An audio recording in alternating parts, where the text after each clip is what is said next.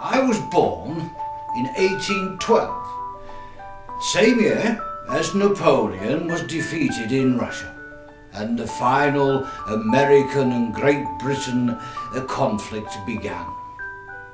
I grew up in the shadow of an 18th century England. This was a pre-industrial nation of sheep, hedgerows and farms, and an aristocracy still tied to their tenants by the seasonal cycles of agriculture. And at Christmas time, their large houses would be filled with light, music and carol singing, and large roasting fires, a celebration of winter to make it through the dark months before spring. Now, I spent my happiest childhood years in Portsea, that's near Portsmouth. When I was 10, my spendthrift father moved the family to London, Camden Town, then a straggling suburb surrounded by fields. This is where later my father was confined to the Marshalsea prison for debt, and my education was delayed by my being sent to work in a blacking factory. I believed that I would never be clean again. The experience of these hardships fueled my work and my ability, not only to write but to create populist, commercially successful work. It also created a deep nostalgia that permeates within much of my work. I also wrote and published and edited for at least 17 years 2 weekly magazines which served before your film, television and radio as primary home entertainments. I was also interested in memorable characters and what happened when, as Scrooge's nephew says, men seem by one consent to open their shut hearts freely. I felt an earnest and humble desire, and shall do till the day I die, to increase the stock of harmless cheerfulness.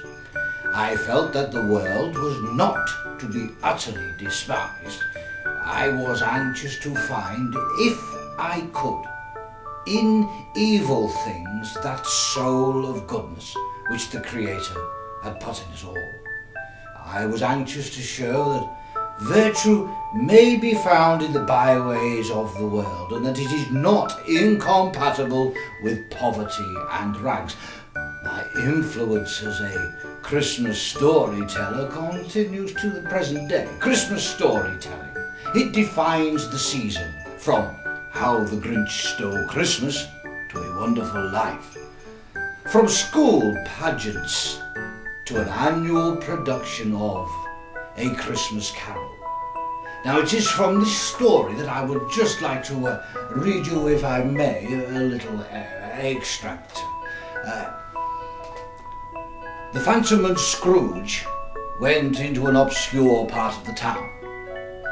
Among its infamous houses was a low-browed beetling shop, where iron and old rags, bottles and bones were bought, and sitting amongst his wares that he dealt in was a grey-haired rascal of nearly 70 years of age. A woman with a heavy bundle slunk into the shop. She had scarcely entered when another woman, similarly laden, came in too. She was closely followed by a man in faded black. "Charwoman first," she cried, who had entered first. "Laundress second, and here's the undertaker's man." The charwoman threw her bundle on the floor and sat on a stool, looking with bold defiance at the other two. She spoke. "Whatevs then, name, Mrs. Dilble? What's the odds? Every person has a right to take care of themselves. He always did, and who's the wiser? We're not going to pick holes in each other's coats, I suppose?"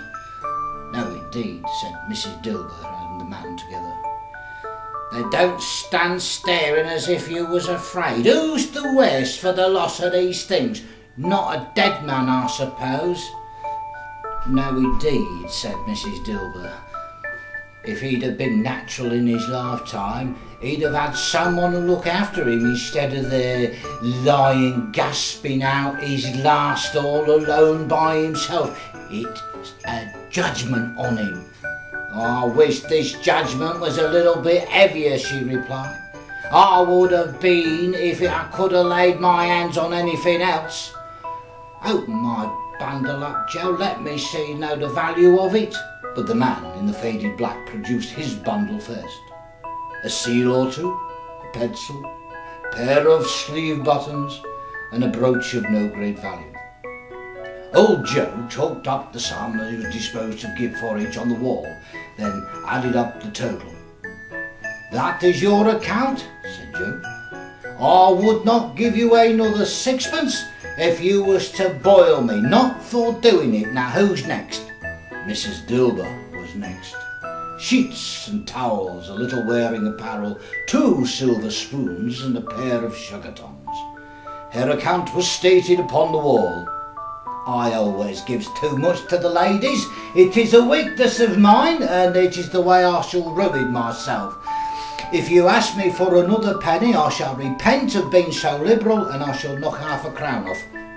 "Now do mine. Do my bundle now, Joe," said the first woman. Joe bent down on his knees for the greater convenience of opening it. "Bed curtains?" "Bed curtains," replied the woman, laughing. "You don't mean to say you took 'em down, rings and all, with him lying there? His blankets too?" "Why not?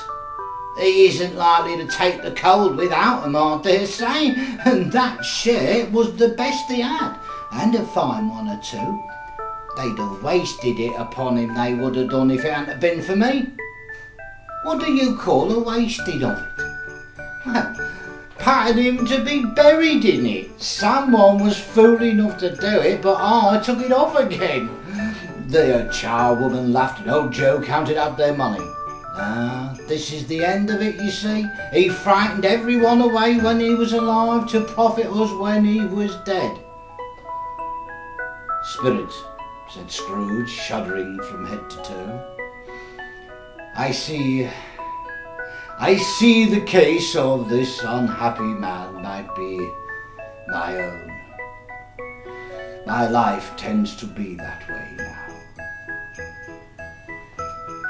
And now, ladies and gentlemen, boys and girls, and those of you who cannot make up your own minds, and are you listening, Frodo? Good. You are yet to hear another variation of this great story, probably the greatest story ever written.